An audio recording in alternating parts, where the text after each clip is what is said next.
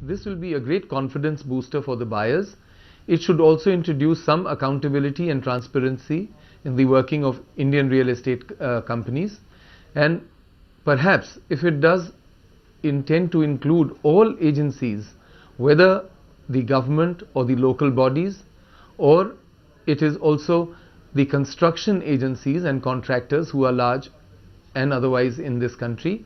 And last of all, if it starts including the financial agencies and the banking industry, then I'm sure the reform which the Indian Parliament has in mind would have taken place, and it would be a very far-reaching change. Keeping the money in the escrow account, if the interest was to come to the buyer, then it will again add to the detriment of the builder. But if it comes to the builder, and if he's proceeded along well in the project, then it should be allowed to be used for the project itself, which I think will go a certain way in ensuring finance. I think the idea was to create transparency. The idea was to make it easier for the builder, developer. The idea was to make it cheaper and better for the consumer. I hope that the ease of doing business, which was the end objective for all this, is really going to happen. It'll be really a great day. So I think first, highest marks on issue of transparency.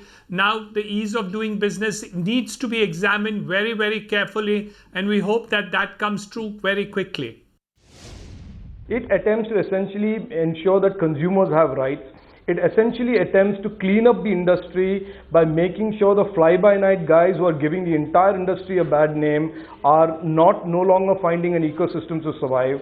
And it opens up investors and investments in a broader manner into a sector that will be a lot more reformed, open and transparent, and the entire business between the relationship between the consumer and the supplier here will be predictable and driven by a set of rules rather than plenty of litigation in courts and other places. Idea of this law is not to make things difficult for those who do their work well, correctly, and for whom consumers do not represent somebody to defraud.